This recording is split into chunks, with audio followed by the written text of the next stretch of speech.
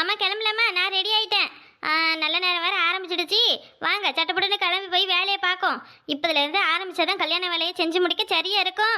நீங்கள் எல்லாத்தையும் எடுத்து வச்சுக்கிட்டீங்கல்ல, அப்புறம் அங்கே போயிட்டு அதை மறந்துட்டேன் இதை மறந்துட்டேன்னு என்கிட்ட கத்தக்கூடாது மாமா, சொல்லிவிட்டேன். எடுத்துட்டேம்மா நான் எல்லாத்தையும் எடுத்துக்கிட்டேன். நீ சரி சரி கிளம்பலாம். என்ன புருஷனும் பொண்டாட்டியும் ஜோடியா கிளம்பி நிக்கிறாங்க? எங்க போறாங்கன்னு தெரியலையே. மைனி, சாப்பாடு எதுவும் ரெடியா இருக்கா இல்லையா? ஏன் தங்கம், என்னடியாச்சு? ஏன் ஒரு மாதிரி பேசுற? நல்லா தானே இருந்த. அதுவா, கரும்பு தின்னு தின்னு வாய் ரெண்டு வீங்கி போயிடுச்சு மைனி. ஆனா வாயை திறந்து பேச முடியல, பல்ல ஒரே வலியா வலிக்கு.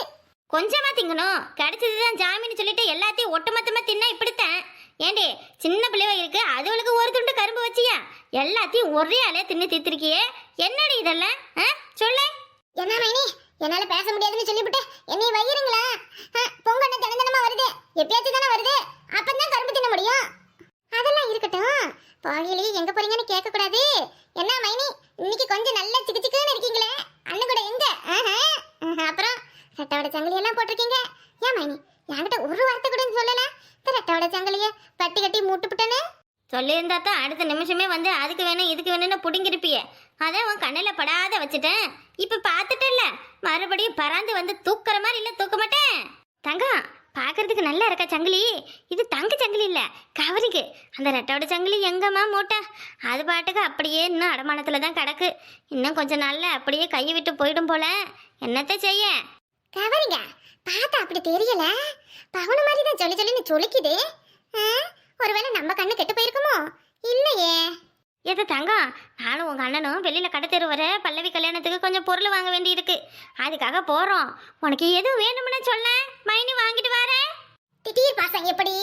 முடியலையே முடியலையே, என்னால நம்ப முடியலையே. என் மைனியா எனக்கு எதுவும் வாங்கிட்டு வந்து தாரம்னு சொல்றாங்க. ஐயோ, இப்படியெல்லாம் நடக்க கூடாதே. இல்லை, இப்படியெல்லாம் ஒரு நாளும் நடக்காதே. என்ன நடக்குது இந்த வீட்டுல?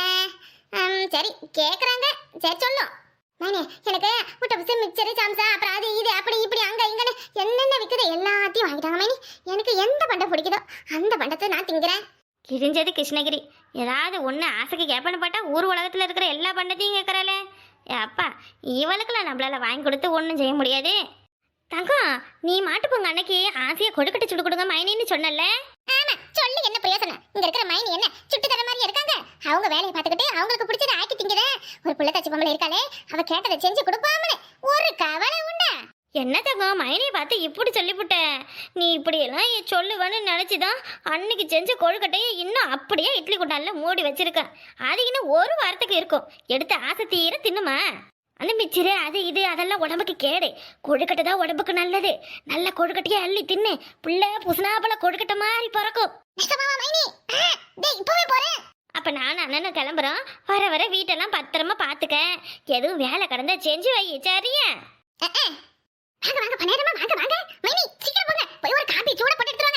அதெல்லாம் ஒண்ணும் வேணாம். வாங்கம்மா, என்ன விஷயம்? நீங்களே வீடு தேடி வந்திருக்கீங்க, சொல்லி விட்டா நாங்க வந்திருப்போம்ல. 2 பேரும் இப்பதான் கல்யாணத்துக்கு கொஞ்சம் பொருள் வாங்கலாம்னு சந்தை கடை வரைக்கும் கிளம்பணும். இருக்கட்டும் இருக்கட்டும். என்ன பண்றது, எல்லாம் எங்க தலையெழுத்து. இந்த வீடு தேடி வந்திருக்கோம். அம்மா, என்னம்மா நீங்க வந்ததும் வராதுமா இந்த மாதிரி பேசிக்கிட்டு? அதெல்லாம் ஒண்ணும் இல்ல, அம்மா சும்மா விளையாட்டுக்கு சொல்றாங்க. கல்யாணத்துக்கு எல்லாருக்கும் ஜவுளி எடுக்கணும் இல்லையா? அதான் இன்னைக்கு போலாம்னு முடிவு பண்ணிருக்கோம். சரி, உங்களையும் ஒரு வார்த்தை கூப்பிடணும்ல. எங்க இஷ்டத்துக்கா பொண்ணுக்கு எந்த துணியும் நாங்க எடுக்க முடியாது, அதான் சொல்லிட்டு போலாம்னு வந்தோம். கல்யாணத்துக்கு ஜவுளி எடுக்க போறீங்களா? நானும் வரேன். தங்கம், கொஞ்சம் அமைதியா இருமா.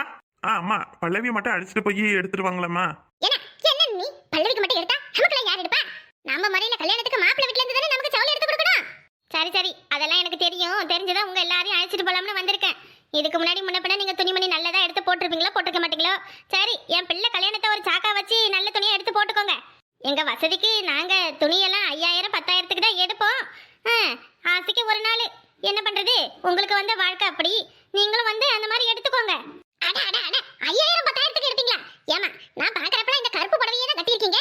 வேற எதுவும் சேலை மாத்திர மாதிரி எனக்கு கண்ணுக்கு தெரியல. நீங்க என்னமோ 5000 10,000க்கு புடவை எடுப்பது சொல்றீங்க. தங்க, கொஞ்சம் அமைதியா இருக்க. பெருவுங்க கிட்ட என்ன பேச்சு பேசுற? அம்மா, அதெல்லாம் எங்களுக்கு எதுவும் வேணாம்மா. நாங்க வந்து பல்லவிக்கு மட்டும் முகத்து சேலை எடுத்து கொடுக்குறோம். பரவாயில்ல, இருக்கட்டும். நீங்க அந்த மாதிரி பெரிய கடைக்கெல்லாம் வந்து பழக்கம் இல்லைல்ல. வாங்க, வீட்டுக்கு வண்டி அனுப்பி விடுறேன். எல்லாரும் கிளம்பி வந்துருங்க. கார்ல எல்லாம் முன்ன பண்ண போயிருக்கீங்களா, இல்ல மாட்டு வண்டி அனுப்பட்டுமா? பண்ணிரமா, என் தம்பி சொந்தமா வேன் வச்சிருக்கான். நாங்க எங்க போனாலும் வந்தாலும் அந்த வேன்ல தான் போவோம், வேன்ல தான் வருவோம், தெரியுமா? உங்கள மாதிரி காருக்கு ஒரு டிரைவர்லாம் தேடிக்கிட்டு அலைய தேவையில்லை. என் தம்பியா இருக்கான் எங்களுக்கு. அட தங்கம், அப்ப டிரைவர் வேலை மிச்சம்னு சொல்லு. கல்யாண வேலையெல்லாம் முடியற வரை உன் தம்பியை வேணா என் வீட்டுக்கு டிரைவரா அனுப்பாம. ஏ தங்கம், உன் வாயை வச்சுக்கிட்டு உன்னால சும்மாவே இருக்க முடியாதா? இந்த கல்யாணம் முடிகிற வரை நீ வாயை திறந்த வாயில டேப்பை வச்சு ஒட்டி விடுவோம் பாத்துக்க. திறக்கல. அம்மா நீங்க போங்கம்மா, நான் இங்க இருந்து எல்லாரையும் அழைச்சிக்கிட்டு வரேன். என்னமோ பண்ணி தோல. இப்பமே இப்படி மாமியார் வீட்டுல கடையா கிடக்குறேன். கல்யாணத்துக்கு பிறகு வீட்டு பக்கம் வருவானா வரமாட்டானு தெரியல. அக்கா காரி மாதிரி தங்கச்சியும் வீட்டோட என் மவனை கொண்டு வந்து இங்க வச்சுக்காம இருந்த சரித்த என் பண்ணையார் மானமே போகுது. மாமா இல்ல மச்சான், நான் இதையும் மனசுல வச்சுக்கல. அதானே கல்யாணம் முடிகிற வரை உங்க அம்மா எது சொன்னாலும் கொஞ்சம் பொறுத்து போங்க. எங்க தங்கம், உங்களுக்கு தான் மெயினா சொல்றேன். என்ன நீங்க என்னமா எல்லார்கிட்டயும் நான் போய் சண்டை வாங்குற மாதிரி பேசுறீங்க? எல்லாரையும் அமைதியா இருக்க சொல்லுங்க, நானும் அமைதியா இருக்கேன். ஏண்டி அந்த தம்பி இப்பதானே உங்ககிட்ட அப்படி எடுத்து சொன்னுச்சு. அப்படியே காது கிழிகிற மாதிரி கத்துற. வாயை பொத்திக்கிட்டு வந்தனா டவுசர் எடுத்து தருவேன். இல்ல அப்படியே சுத்த விட்டுருவோம் பாத்துக்க கல்யாணத்துக்கு. ஏதாவது சொல்லி என் வாயை மூட வச்சிருங்க. கார் வந்துருச்சுன்னு நினைக்கிறேன். கிளம்பி வரீங்களா? எங்க மீனாட்சியும் கவியையும் காணோம். இந்த அவங்க 2 பேரும் தங்கத்தோட வீட்டுல தான் இருக்காங்க. சொன்னா வண்டியில வந்துருவாங்க. ஏய் அப்பா, இது என்ன ஜவுளி கடையா இல்ல கடலா? எம்மா துணி அடிக்க வச்சிருக்கானவே. ஏனே எனக்கு ஒரு காப்பி எடுத்துருவாங்க. ஏமா தங்கமையில என்னம்மா பண்ற? கடைக்கார போய் ஒரு காப்பி கேட்டா தர மாட்டேங்கிறேன். கிடையாதம்னு சொல்லிட்டு போறான் பாத்தியா? ஐயோ, காப்பி தானே என்கிட்ட கேட்டிருந்தா நான் வாங்கி தர மாட்டேனா? எதுக்கு இப்படி எல்லாருக்கிட்டையும் கேட்டு நீ அசிங்கப்படுத்தணும்? நாங்க இந்த ஷாப்புக்கு தான் அடிக்கடி வருவோம், ஓகேவா? இங்க வந்து அப்படி இப்படின்னு எதுவும் ஏடகுடமா நடந்து எங்களை அசிங்கப்படுத்திட்டு நிக்காதீங்க. சரிங்கம்மா, இனி நான் எங்கேயும் போக மாட்டேன், எதுவும் கேட்கவும் மாட்டேன். ஏய் தங்கம், என்னடி எதுக்கு அப்படி எல்லாம் பண்ற? டீசென்ட்டாவே இருக்க தெரியாதா உனக்கு? அதானே இந்த மாதிரி கடைக்கெல்லாம் முன்ன பின்ன வந்திருந்தா தெரியும். புதுசா இப்பதானே வர. ஏய் பல்லவி, அவங்க ஏதோ தெரியாம பேசிட்டாங்க. என்ன நீ? அது இல்ல ஜீவா, அப்புறம் இவ எதுவும் தேவையில்லாத பண்ணி அத்தைக்கு அசிங்கமா போயிடுச்சுன்னா என்ன ஆவறது? அதான் பாத்தியம்மா நீ. உன் தங்கச்சிக்காரி இப்பவே இப்படி இருக்கா, கல்யாணத்துக்கு பிறகு சுத்தமா நம்மள மறந்துடுவா போல. சரி, பொண்ணுக்கு ஒரு 1 லட்சம் இல்லைன்னா 2 லட்சத்துல நல்ல முகூர்த்த புடவையே பார்த்து எடுங்க. அம்மா நீங்க சேரீ எல்லாம் செலக்ட் பண்ணுங்க, நாங்க அங்க வெயிட் பண்றோம். எனக்கு தெரிஞ்சு எப்படியும் ஒரு சேரீ செலக்ட் பண்ணவே 1 நாள் ஆயிடும். எதுவும் வேணும்னா மட்டும் எங்களை கூப்பிடுங்கம்மா. சரிப்பா ஜீவா, போய் உட்காரு. மாமா, பொம்பளைங்க புடவை எடுக்கிறது தான் ஒரு போர்க்களம் நடத்துறதும் ஒண்ணு மாமா. வாங்க போய் உட்காந்துடலாம் பேசாம. இந்த 10 நிமிஷம் கழிட்டு போற சாலைக்கு என்னாம பார்த்து எடுப்பாங்க. இதுல எடுத்த பிறகு வேற குறை சொல்றது. இவங்க சமாச்சாரமே நமக்கு வேணாம். இவங்க வேலையெல்லாம் முடிச்சுட்டு நம்மளை கூப்பிட்ட பிறகு வரும். வாங்க. சமந்தியம்மா, சேலை என்ன கலர்ல எடுக்கிறது? ஏதோ ஒரு கலர்ல எடுங்க. எந்த கலர்ல எடுத்த என்ன? எதுக்கா இருந்தாலும் நான் தானே பணம் கொடுக்க போறேன். அப்புறம் உங்களுக்கும் ஆளுக்கு ஒரு சேலை எடுத்துக்கோங்க. இங்க இருக்கிற சேலையெல்லாம் நல்லா காஸ்ட்லியா தான் இருக்கும். போய் கடையில ஏதோ 100 ரூபாய்க்கு சேலை வேணும், 200 ரூபாய்க்கு சேலை வேணும்னு என்ன அசிங்கப்படுத்திக்கிட்டு நிக்காதீங்க, ஓகேவா? அத்தை, அதெல்லாம் நான் பாத்துக்கிறத, நீங்க ஒன்னும் ஒரி பண்ணிக்காதீங்க. ஏண்டியா என்னமோ ஒரே வரினாரு, அப்படின்னா என்னட்டி? மைனி, ஒரினா கவலைப்படாதீங்கன்னு அர்த்தம். எங்க இருந்துட்டு இப்படி புதுசா கத்துக்கிட்டா? நம்ம வீட்டுல சாணி தட்டிக்கிட்டு கிடந்தவ பாத்தியா? ஏம்மா பல்லவி, எங்களுக்குலாம் எந்த சாணியும் வேணும் சட்டையும் வேணாம், நீ உனக்கு மட்டும் எடுத்துக்கோமா. தங்கம், சேலை எடு. யாரும் உன்கிட்ட பணம் கேட்க மாட்டாங்க, சரியா? எல்லாத்துக்கும் கொடுக்க என் மாமியார் இருக்காங்க. உனக்கு, உன் மாமியாருக்கு, உன் புருஷனுக்கு, அப்புறம் உன் பிள்ளைங்களுக்கு எல்லாத்துக்கும் நல்ல துணியா பார்த்து எடுத்துக்கோ. எப்பவும் நீங்களாம் இந்த மாதிரி கிழிஞ்ச ட்ரெஸ்ஸும் அப்புறம் இந்த குவாலிட்டி இல்லாத ட்ரெஸ்ஸும் தானே போடுறீங்க. ஆனா இந்த கடையிலலாம் அப்படி கிடைக்காது தங்கம். எல்லாம் நல்லா ரிச் குவாலிட்டியா இருக்கும். ஐயோ, உனக்கு வேற இங்கிலீஷ் தெரியாதுல்ல? இங்க எல்லா துணியும் நல்ல தரமா இருக்கும், எடுத்துக்கோ. என் பேரை சொல்லி போட்டுக்கோ, சரியா? என்னடி தரமா இருக்கு? தரமா அங்க பாரு, எல்லாம் தரா புறான்னு கிழிச்சு போட்டு வச்சிருக்கானுவ. பொம்மைக்கு போடையிலே அந்த கதி. இது நம்ம போட்டுக்கிட்டு போனா நாய் நம்மள 4 எலும்பு கூட விட்டு வைக்காத அளவுக்கு கடிச்சிரும் போல. இதுவே எங்க அண்ணாச்சி கடையா இருந்தா என்ன சொல்லி என்ன கலரா இருக்குங்க புடவை. இங்க என்னன்னா வெறும் குழம்பு சட்டை தான் மாட்டி கிடக்கு. ஐயோ தங்கம், இங்கெல்லாம் இப்படித்தான் கிடைக்கும். இதெல்லாம் நீ பார்த்திருந்தா தானே. அக்கா, பல்லவிக்கு குங்கும கலர்ல சாரி எடுக்கலாமாக்கா? நல்லா இருக்கும்ல? முகூர்த்தத்துக்கு குங்கும கலர்ல புடவை கட்டினா இவளுக்கு நல்லா எடுப்பா இருக்கும். முகூர்த்தமே இல்லாத கல்யாணம் பண்ணவங்களாம் ஏன் முகூர்த்தத்தை பத்தி பேசுறாங்க? எனக்கு எப்படி சேலை எடுத்துக்கணும்னு எனக்கு தெரியும். போங்க, போய் உங்களுக்கு எதுவும் 2000 3000 நல்ல பட்டு புடவையா இருந்தா எடுத்துக்கிட்டு வாங்க. பிறகு என் கல்யாணத்துக்கு இந்த மாதிரி கன்றாவியான துணியே போட்டுக்கிட்டு வந்து நிப்பீங்க. அப்புறம் அங்க என் வீட்டு மான மரியாதை எல்லாம் காத்தோட காத்தா போயிடும். ஏய், என்ன ரொம்ப ஓவரா பேசாத, சரியா? நீ அந்த கண்டவியான துணியை தானே போட்டுக்கிட்டு இருக்க நம்ம வீட்ல. என்னமோ உனக்கு கல்யாணம் முடிய போகுதுன்னு எல்லாத்தையும் மறந்துடுவியா? எப்பவும் பழச மறக்க கூடாதுடி, புரிஞ்சுக்கோ. இது தங்கமயிலே, நான் என்ன சொன்ன உன்னைய? ஐயோ, என்ன ஏன் இந்த மாதிரி பண்றீங்க? பல்லவி, வாமா இங்க வந்து நல்ல சேலையா பாட்டு எடு. அத்தை, நான் ஒரு 5 lakhல முகூர்த்த சேலை எடுத்துக்கிட்டோமா? அப்புறம் ரிசப்ஷனுக்கு ஒரு 5 lakhல சோழி மாதிரி எடுத்துக்கவா? பாவம் பார்த்து நாய்க்கு சோறுபட்டா அது நடு வீட்டில் வந்து உட்காருமா. ஒன்றும் இல்லை, அது சிரிக்கி பாவம் ஆச்சுன்னு வந்து 1 லட்சத்துல புடவை எடுத்துக்கன்னு சொன்னா 5 லட்சத்துல தான் எடுப்பாளாம். வா வந்து எடுத்துக்கோ. பண்ணேருமா, என்ன நீங்க பணம் மரத்திலே கட்டுது.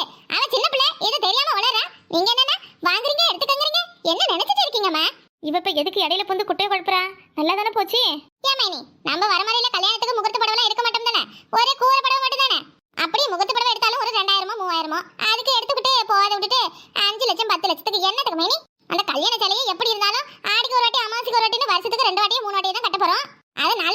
வந்துச்சுன்னா அதுக்கு தான் தொட்டி கட்டி ஆட்ட போறேன். எதுக்கு 50 ரூபாய்க்குன்னு கேக்குறேன். இந்த பாருங்க பண்ணையரமா, அவ்வளவு ரூபாய்க்கு எடுக்க வேணாம். நீங்க உங்க புருஷன் எல்லாம் கஷ்டப்பட்டு சம்பாதிச்சிருக்கீங்க, பணத்தை இப்படியா கறியாக்குவீங்க? அப்பா எப்படி இந்த தங்கமையில வந்துட்டா இல்ல நம்ம தலையில ஏறி மொளை அரைச்சிருப்பா இந்த பல்லவி. சரிம்மா உங்க இஷ்டப்படியே நீங்க எடுத்து கொடுங்க உங்க தங்கச்சிக்கு. மைனி நீங்க சொல்லுங்க மைனி, கூறப்படவே சரிதானே? எங்க அந்த கடைக்கார பையன் ஒரு காப்பி எடுத்துக்கிட்டு கூறப்படவும் எடுத்துக்கிட்டு வர சொல்லுங்க. சம்மந்தி அம்மா வீட்டை கஷ்டப்படுத்த கூடாதுமா. பல்லவி புரிஞ்சுக்கோமா. மேடம் என்னங்க மேடம் நீங்க கேட்ட கூரை சேலை, உங்க கலருக்கு இந்த சேலை நல்ல எடுப்பா இருக்கும். ஏடி கட்டப்பட்ட சாலையில என்னடி எடுப்பா இருக்க போது துடுப்பா. நானே எதை கல்யாணத்தை சாக்கு வச்சு ஒரு 5 லட்சம் 10 லட்சத்துல புடவை எடுத்துக்கலாம்னு பார்த்தா இவளுக்கு வேற வதிக்கு எடுத்து விட்டாளுவ. பாப்பா அந்த சேலை எவ்வளவுமா? மேடம் இந்த சேலை 1999 ரூபா மேடம். ஓ 2000 ரூபாய்க்கு 1 ரூபா கம்மியா? ஏமா அவ்வளவு ரூபாயில எதுக்குமா சேலை? போய் ஆப்பர்ல ஏதோ 500 600 ரூபாய்க்கு இருந்தா எடுத்துட்டு வா. என்ன பண்ணேரமா சரிதானே? நம்ம தங்கமையிலே உங்க தங்கச்சி கல்யாணத்துக்கு நீங்க வாங்கி தரீங்க, அப்புறம் நான் எதுவும் எடுத்து கொடுக்க போனா மனசு சங்கடமாயிடும். எதுவா இருந்தாலும் நீங்களே பார்த்து செய்யுங்க. இந்த விஷயத்துல நான் தலையிட மாட்டேன். ஆஹா ஆஹா என்ன ஒரு நல்ல மாமியார் கிடைச்சிருக்காங்க என் தங்கச்சிக்கு. தங்கச்சி உன் தங்கமான மனசுக்கு நல்ல தங்க குணமுடைய மாமியார் கிடைச்சிருக்காங்கம்மா. பார்த்து பத்திரமா வச்சுக்கோ. மேடம் வேற எதுவும் பாக்குறீங்களா? தங்கா அவளுக்கு மாத்துக்கு துணி அப்புறம் இதுக்கும் ஒரு முகூர்த்த சேலை ஒன்று வாங்கி கொடுத்துருவோம் மாட்டி. அவங்க மாமியார் தானே எடுத்து கொடுக்குறாங்க, நம்மள எடுத்து கொடுக்குறோம். கொடுக்கலாம் மைனி கொடுக்கலாம், அதெல்லாம் வேணாம்னு சொல்ல மாட்டேன் மைனி. அப்புறம் பாப்பா போயிட்டு ஒரு 200 300 ரூபாயில சேலை இருக்கும்ல, காட்டன் சேலை வீட்டுல கட்டிக்கிறது, இந்த வேலை செய்யறப்பெல்லாம் கட்டிக்கோங்க மாதிரி, அந்த மாதிரி சேலை இருந்தா எடுத்துருவா. ஏய் தங்கம் உன் மனசுல என்னதான் நினைச்சிட்டு இருக்க? கல்யாணத்துக்கு அப்புறம் என் மாமியார் வீட்டுல நான் தான் சின்ன பண்ணையறமா. என் மாமியார் 5000க்கு சேலை கட்டினாங்கன்னா நான் ஒரு 2000த்துக்காவது கட்ட வேணாமா? நீ என்னமோ 200 300ன்னு சொல்ற. ஏண்டி அங்க போய் நீ என்ன சோபாவோட கால் மேல கால் போட்டுக்கிட்ட சாப்பிட போற? கல்யாணத்துக்கு பிறகு மாமியார் உன்னைய சாணியெல்லாம் விடுறாங்களோ இல்ல பண்ட மாத்திரை தேக்க விடுறாங்களோ தெரியல. என்னடி பொதுவா நடக்கிறதான் சொன்னேன், அதுக்காக உன் மாமியார் கெட்டவங்கன்னு சொல்லல. உன் வீட்டு வேலைக்கு நீ தானே செய்யணும். இந்த நம்ம பண்ணக்காரங்க அம்மா இப்ப வயசான பிறகுதான் பவுசா புடவை கட்டிக்கிட்டு நிக்கிறாங்க. இந்த பண்ணையார கல்யாணம் கட்டிக்கிட்ட பிறகு அந்த வீட்டுல சாணி அள்ளது மாடு மேய்ச்சது எல்லாம் நம்ம பண்ணக்காரமா தானே. இவன் நம்மள அசிங்கப்படுத்துறா. உனக்கு அந்த புடவை போதும் போ. சரிம்மா இந்த கொண்டு வரேன். சரி துணியெல்லாம் எடுத்துட்டீங்களா? அப்படியே நீங்களும் ஆளுக்கு ஒவ்வொன்று எடுத்துக்கோங்க. எடுத்துக்கிறோமா, நீங்க இவ்வளவு கெஞ்சி கேக்குறீங்களா? எடுக்காம இருப்போமா? காலையில இருந்து வேற சாப்பிடாம கண்ணு கட்டுது. ஏதோ ஹோட்டலுக்கு போய் வாங்கி கொடுத்தா நல்லா இருக்கும். ஏண்டி பல்லவி உன் மாமியார் கிட்ட இதெல்லாம் சொல்ல மாட்டீங்க? இக்கா பண்ணையரம்மாவுக்கு நல்ல மனசுக்கா, நம்மள சொல்லிதான் செய்யணும்னு அவங்களுக்கு ஒண்ணும் இல்ல. அவங்களாம் வாரி வழங்குற வள்ளல் பரம்பரை. ஹோட்டலுக்கு நம்மள தானே கூப்பிட்டுட்டு போவாங்க பாரு. இன்னும் இவளுங்க என்னை என்னென்ன வச்சு செய்ய போறாளுங்கன்னு தெரியல. இந்த கல்யாணம் முடியறதுக்குள்ள ஒரு வழி பண்ணாம விட மாட்டாளுங்க போலயே. ஹோட்டலுக்கு போய் என்ன கேட்க போறாளோ? ஐயோ கடவுளே, இந்த அம்மா வேற என்னைய கண்ணகி மாதிரி பார்த்தே எரிச்சிரும் போல. பண்ணையார் விட்டு மருமவனு கொஞ்சம் உடான்ஸ் விட்டது தப்பா போச்சு. நம்ம அக்கா காரி நம்மள இப்படி ஆட வைக்கிறாளே. அடுத்து என்னென்ன நடக்க போகுதோ ஆண்டவா. என்னம்மா அப்புறம் ஹோட்டலுக்கு போலாமா? ஏங்க மைனி நம்மளாம் முன்ன ஹோட்டல பாத்துருப்போமா என்ன? ஏதோ பண்ணையரமா மனசு வச்சா ஒரு நல்ல பெரிய ஹோட்டலா பார்த்து போய் சாப்பிட்டுட்டு வந்துடலாம்.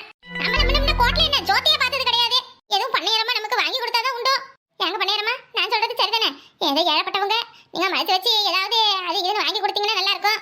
ஏமா பல்லவியே அப்படி சொல்லாம மாமியார் கிட்ட உன் பேரை சொல்லி நாங்களும் சாப்பிட்டுக்கோம்ல. போய் நல்லா சாப்பிட்டுட்டு வந்துட்டு நமக்கு ஏதோ 100 200 ஒரு 2 3 சட்டியை பொறுக்கிக்கிட்டு போவோம். மேம் வேற என்ன மேம் பாக்குறீங்க? என்ன கொண்டு வரட்டும்? வீட்டுல கட்டிக்கிற மாதிரி 2 3 சாத சேலை கொண்டு வாங்கம்மா. என்ன நீங்க சேலைன்னுட்டு ஏமா ஒரு 2 3 கேவல எடுத்துருவா. ஐயா தங்கம் புள்ளிவளை மறந்துட்ட பத்தியா? சரி முதல்ல புள்ளிவளுக்கு எடுக்கும், பரவு நமக்கு எடுத்துக்கலாம். என்னது புள்ளிவளுக்கா?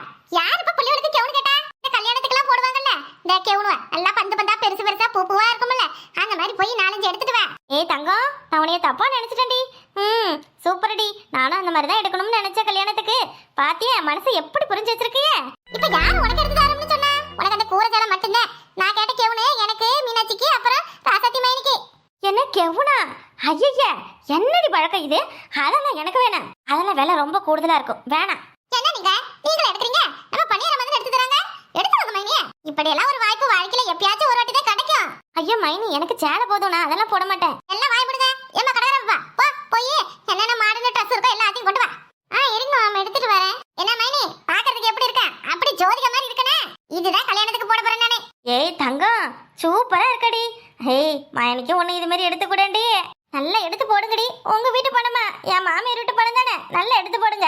இவங்கள முதல்ல கூப்பிட்டுட்டு வந்தது தப்பா போச்சு. அப்பவே நான் வரலன்னு சொன்னாலுவே இப்ப வந்து என்ன ஒட்டு மொத்தமா எல்லா பணத்தையும் அழிச்சிட்டு தான் போல போல. பண்ணிரமா எப்படி இருக்கு? பளபளன்னு இருக்கா? என்னமா சொன்னீங்க? உங்க தகுதிக்கு எங்க தகுதிக்கு 7 வயசுல எட்டாது. நீங்களா கல்யாணத்துக்கு வராதீங்க, நீங்களா நல்ல துணியை போட்டுக்க மாட்டீங்கன்னு சொன்னீங்க. எப்படி என் ஜலக்ஷனு? அருமை, ரொம்ப அருமை. கடைக்காரப்புல என்னைய பாக்குற? என் மைனி கொண்டு என் நாத்தனார் கொண்டு எடுத்து வந்து போடு. ஆமா இந்த துணி எவ்வளவு?